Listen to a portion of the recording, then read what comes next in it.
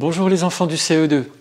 Nous nous retrouvons, et moi je vous retrouve avec joie pour de nouvelles séances de catéchisme, puisque l'école reprend, mais encore à la maison jusqu'à ce que le déconfinement vous permette d'aller dans vos classes.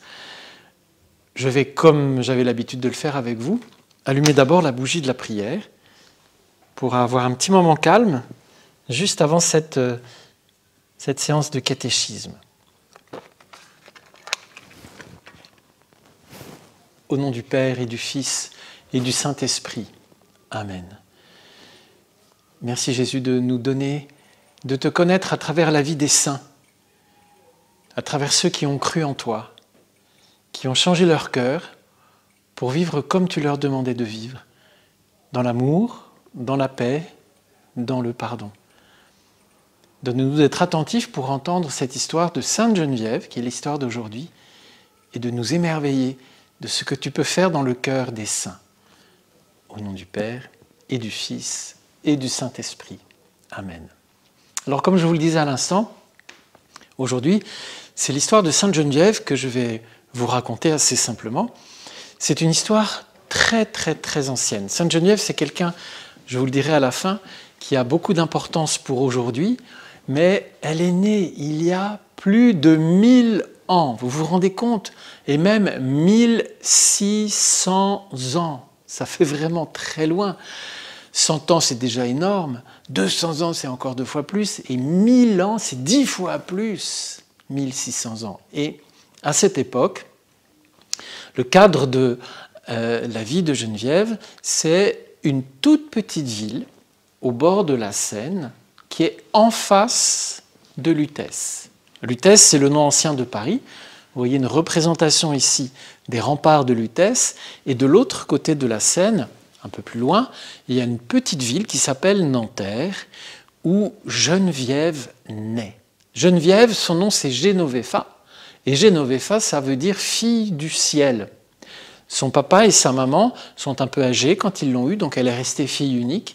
Et son père avait de hautes fonctions dans l'Empire romain qui se défaisait de partout à la fin de ce 5e siècle. En fait, elle est née au début du 5e siècle, donc en 420, plus ou moins, et son papa avait de hautes fonctions, il avait de grands domaines, c'était un homme instruit, un homme fortuné, et Geneviève a reçu par son éducation tout ce qu'on pouvait recevoir de mieux à son époque en termes d'instruction, d'éducation, de bonnes manières, et elle vivait dans un milieu très aisé. Plus tard, après sa naissance, quand elle a 7 ans, un évêque qui passe à Nanterre et qui s'appelle Germain d'Auxerre, la remarque. L'évêque Germain, en route vers l'Angleterre, c'est lui, passe à Nanterre et remarque Geneviève, qui est une petite fille très habitée par la vie de Jésus.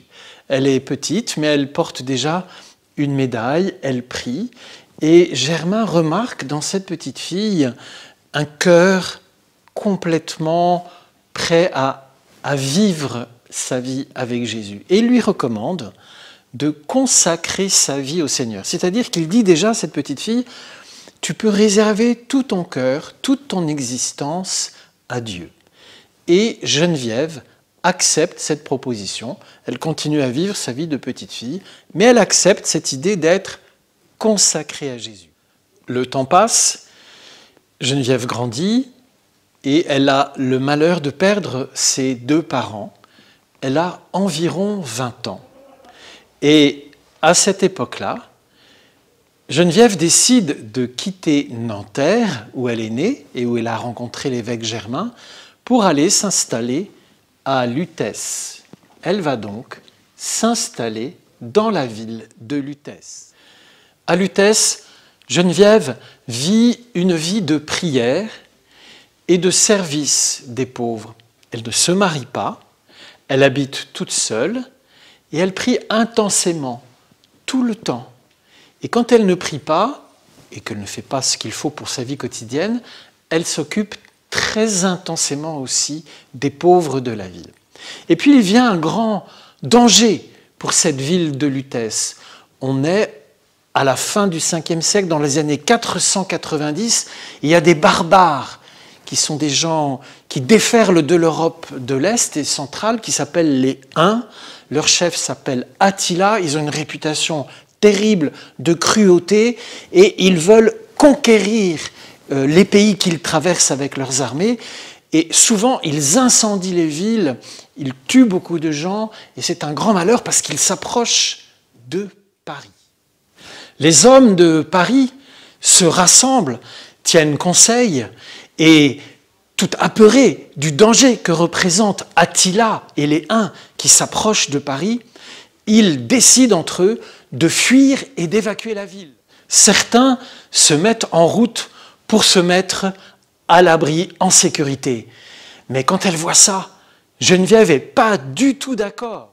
Geneviève réunit les femmes de Paris en leur disant « Si tous s'en vont, nous resterons, nous prierons et nous en sommes certaines, le Seigneur nous sauvera. » Beaucoup d'autres femmes se joignent à Geneviève ainsi que leurs enfants et décident donc de rester dans Paris et de prier très fort. Le temps passe et à la prière de Sainte Geneviève et des femmes de Paris, Attila finalement longe la ville, ne cherche pas à l'attaquer et Paris est libéré miraculeusement.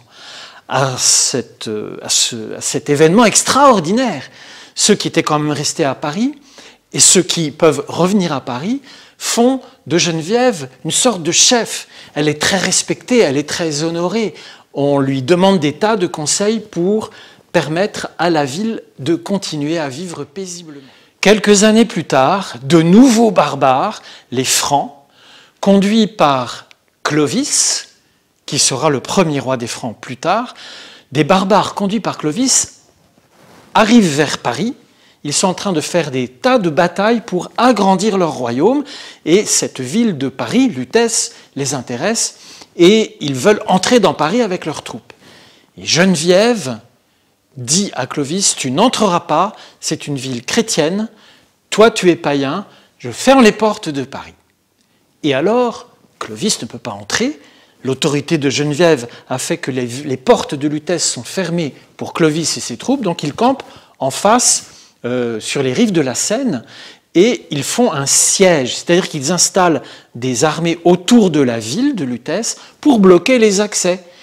Et les Parisiens commencent à avoir faim parce qu'ils ne peuvent plus s'approvisionner. On ne peut plus leur livrer de nourriture et ils ne peuvent plus sortir pour en acheter. Alors Geneviève organise un convoi fluvial, c'est-à-dire qu'elle prend une barque, 2 barques, 3 barques, jusqu'à 11 barques et elle organise un voyage sur la Seine, je ne vais pas aller plus loin, jusqu'en Champagne, à des dizaines et des dizaines de kilomètres de Paris, pour aller chercher du blé dans les domaines dont elle est propriétaire, ramener ce blé à Paris et pouvoir ainsi nourrir les Parisiens qui sont affamés. Au retour de son voyage en barque, Geneviève débarque sur les berges de la Seine face à la ville et là, les enfants la voient venir et plein de joie, tu les vois, ils disent aux autres habitants « Geneviève est là, Geneviève est revenue, on va avoir de quoi manger ». Et Geneviève sort de ces 11 barques qui reviennent de loin, des sacs de farine et on fait des pains qu'elle distribue à tous les habitants de Lutèce si affamés. Voilà la très grande histoire de Geneviève. Je te rappelle, c'est une petite fille qui a été remarquée par l'évêque Germain, qui a accepté de consacrer sa vie à Jésus et qui, dans un moment très dramatique de l'histoire de la ville de Lutèce, a pu la défendre contre Attila et les Huns, qui ont passé leur chemin en épargnant Paris, et elle a aussi protégé Paris de la famine alors que Clovis faisait le siège autour de cette ville. Elle entrera en relation avec Clovis et avec son épouse qui s'appelle Clotilde. Et Clotilde, Clovis et Geneviève vont se parler. Et grâce au conseil de Clotilde, grâce au soutien de Geneviève, Clovis sera baptisé à la cathédrale de Reims en 496. Et c'est avec lui le baptême de la France, si on peut dire, parce qu'avec lui, les 3000 soldats qui étaient avec lui se sont fait baptiser. Alors, qu'est-ce qu'on va retenir de l'histoire de Geneviève? D'abord, Lutèce a beaucoup grandi, et Lutèce est devenue Paris. Geneviève, elle a veillé sur Paris, elle est la patronne de Paris. Elle est celle que les Parisiens prient, comme en cette année 2020, tout particulièrement, pour continuer à veiller sur Paris. Geneviève, c'est une femme consacrée. Ça veut dire qu'elle a choisi de ne pas se marier, elle a choisi d'être intime de Jésus, et dans cette intimité, elle avait la liberté d'agir avec beaucoup d'autorité, beaucoup d'ingéniosité, beaucoup d'audace, beaucoup d'intelligence pour protéger la ville. Donc Geneviève, c'est une femme consacrée, c'est une femme très active, très intelligente, très organisée, qui est au service d'une très grande ville. À l'époque, Lutèce était déjà une grande ville, et donc elle est la patronne de Paris. Elle est aussi la patronne des gendarmes. Les gendarmes qui ont à défendre les Français des désordres ou de ceux qui sont incapables de respecter les biens d'autrui ou la sécurité d'autrui. Elle a été choisie comme patronne des gendarmes. Alors tu retiendras ça. En cette année 2020, Sainte Geneviève est un exemple de courage, un exemple de foi, un exemple de consécration et un exemple d'action au service des autres.